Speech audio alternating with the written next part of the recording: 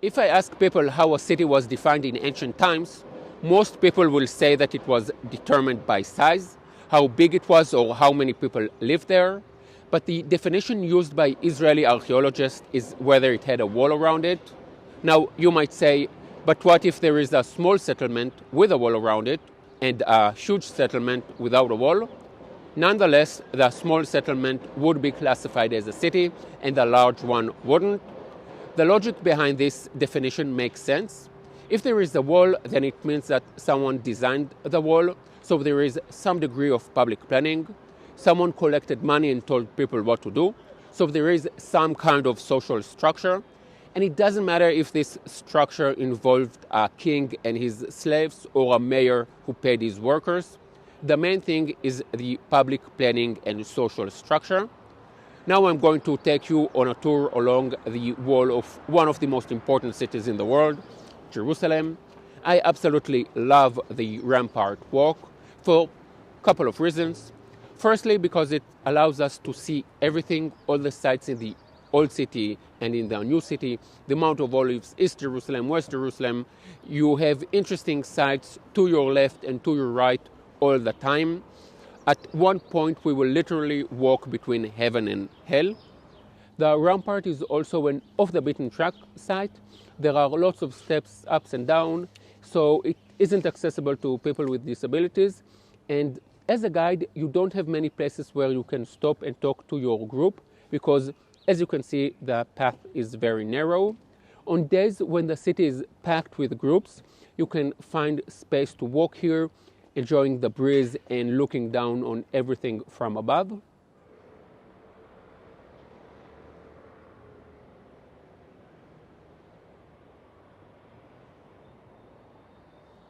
So this was West Jerusalem, the Israeli part, and the old city where we are standing right now was held by the Jordanians until 1967. So all the nice, renovated, extremely expensive houses you can see here were very poor back then. They were border neighborhoods. The big rectangular building you can see there is the King David Hotel. Every city has one famous hotel that all the celebrities stay in. In Jerusalem, it is this hotel. Over there, you can see the windmill. The houses next to it make up two neighborhoods, Yamin Moshe and Mishkanot Sha'ananim, which was the first Jewish neighborhood outside the old city. Contrary to what most people think, the Jews formed the largest group in Jerusalem in the 19th century. The city was crowded, neglected under Ottoman rule, poor and disease-ridden. In 1850, people started to build outside the old city. The European powers started to build institutions like pilgrim houses and hospitals, which we will see and talk about later on. The Muslims built houses for the rich, and the Jews were the first to build neighborhoods. And how much did they pay for these nice houses, which were also really nice back then? Nothing. It was free. It was even better than free. People were paid to live there. In the first years, Jews were afraid to live there because of Arab gangs. So at night they would sneak back to the city, to the old city, before the doors were locked. Only in 1866, after a plague hit the old city, did people start to move out, and then the city started to grow rapidly.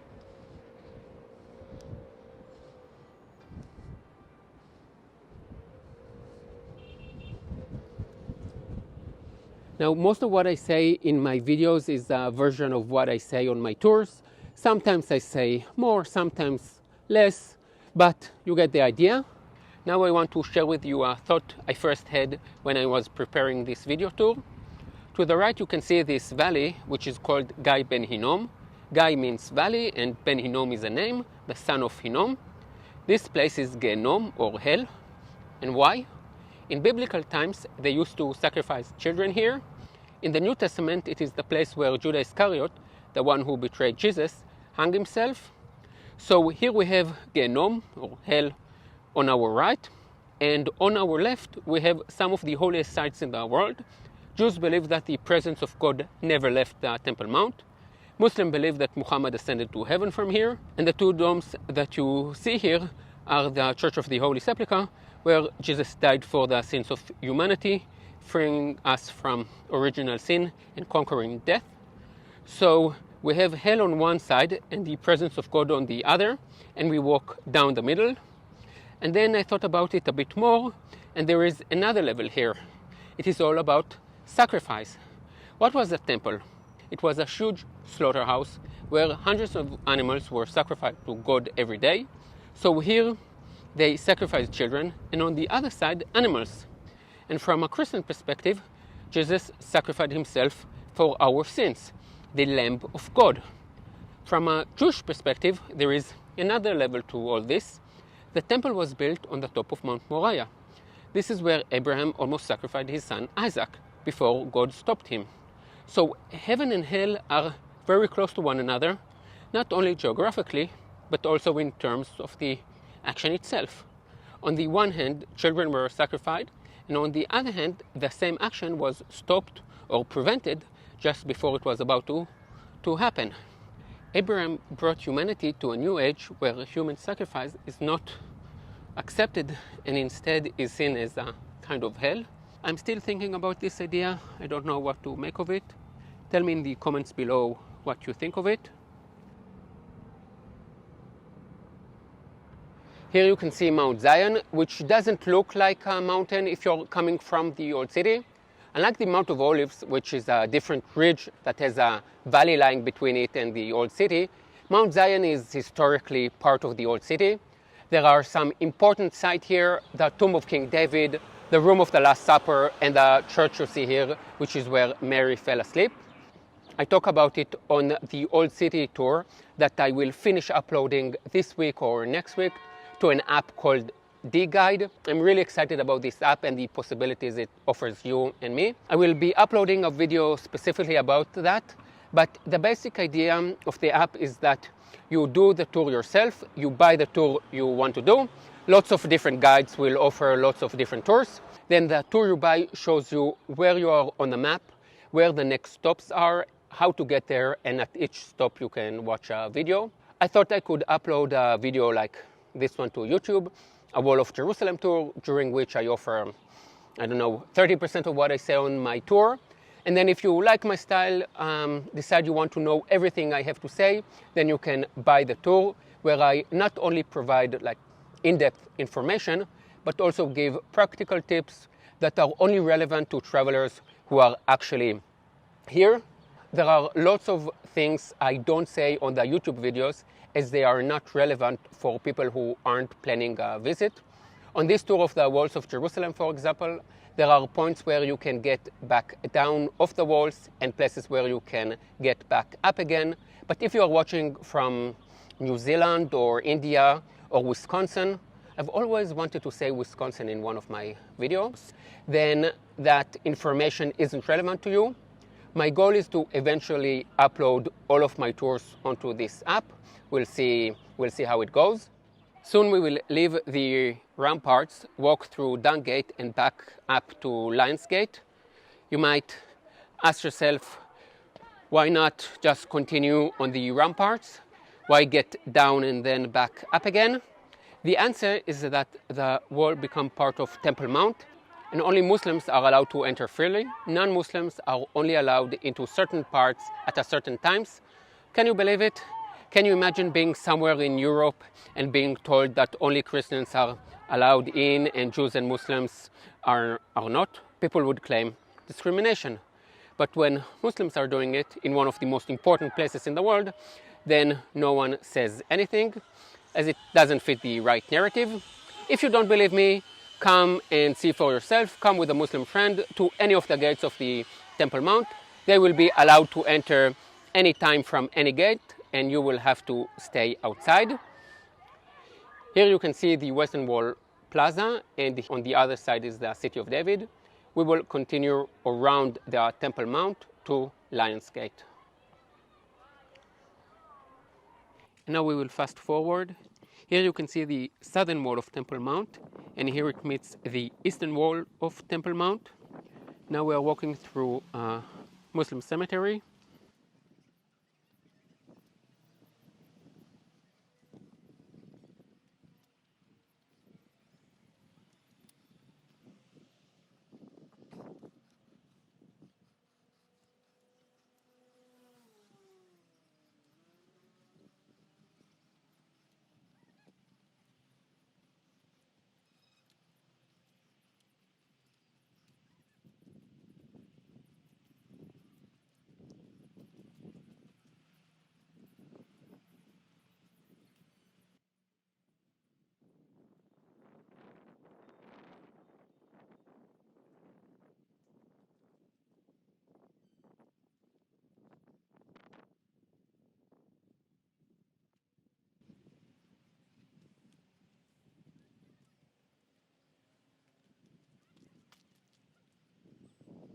Hardly anyone comes here, even though there is a very important site here, the Golden Gate, also known as the Gate of Mercy or the Gate of Judgment.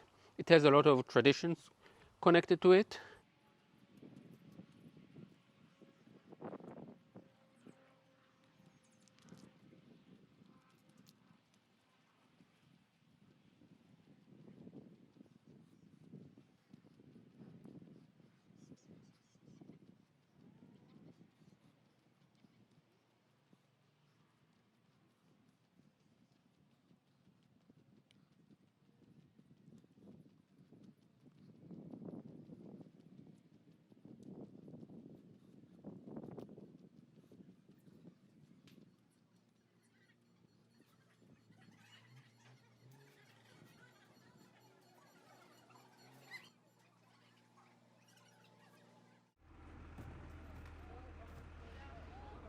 This is the Lion Gate. It got its name from the two animals you can see here, which are actually probably leopards. Lion's Gate is the only gate that's open towards the east, towards the Mount of Olives. This gate has a special place in Israeli history. In the Six-Day War, Jordan started to bomb Israel, and this is the gate through which Israeli paratroopers entered the old city as they made their way to the Western Wall and Temple Mount. Now, I didn't mention these facts at the beginning of the video, so I will do it now. The walk is about 4.5 kilometers long, which is a bit more than 2.5 miles. The walls we see today are very recently built. They were built by Ottoman Suleiman the Great 500 years ago. Jerusalem had many different walls, and you could easily do a week-long seminar on all the different walls, from the Canaanite walls to the one you see today. As we walk along here, you can see the Muslim quarter inside the old city, but I'm looking outside because I'm looking for Skull Hill, where the Garden Tomb is located. This is where the Protestant believe that Jesus was buried and resurrected. As we walk along here, you have time to reflect on the tour and ask yourself if you have enjoyed this video and already subscribe. One small click for you, one giant leap for my channel.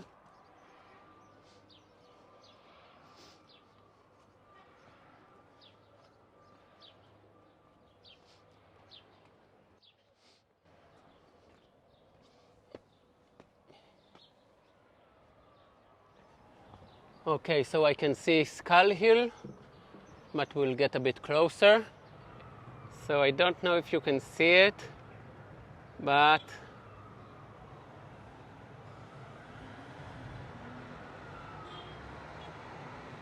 this is Skull Hill, the Protestant site. I will be making a video about the two burial sites of Jesus, the Church of the Holy Sepulchre and the Garden Tomb, which is located next to Skull Hill.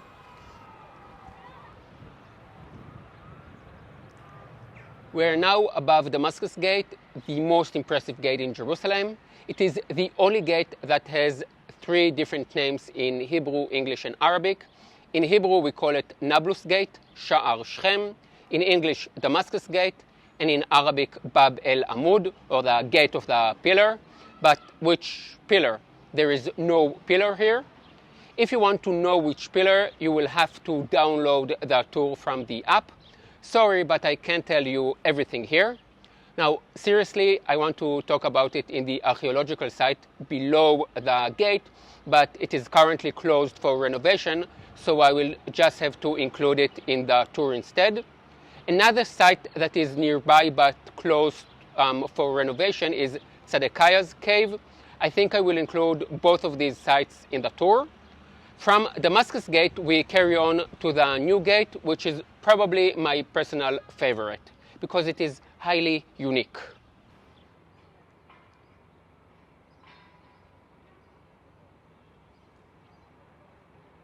In this area, you will find a lot of the Christian institutions I talked about at the beginning of the tour.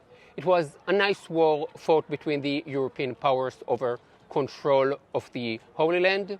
It was a war fought not with soldiers and guns, but with buildings like Pilgrim House, churches, research institutions, Only the Germans got a bit carried away and built the Redeemer Church right next to and a little taller than the Church of the Holy Sepulchre. But you know, the Germans always have to exaggerate.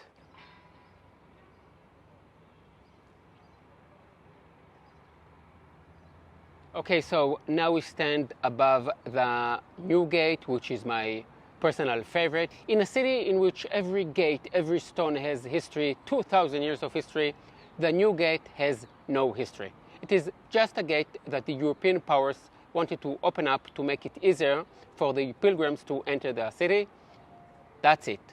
I love sites that you can sum up in one sentence.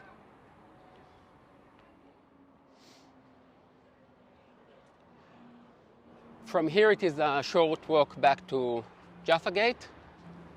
So in the next few weeks I will be adding links to the tours that I will be selling, including this one. I hope you enjoy this tour. Leave a comment below. I read them all. See you in the next video. Yalla bye.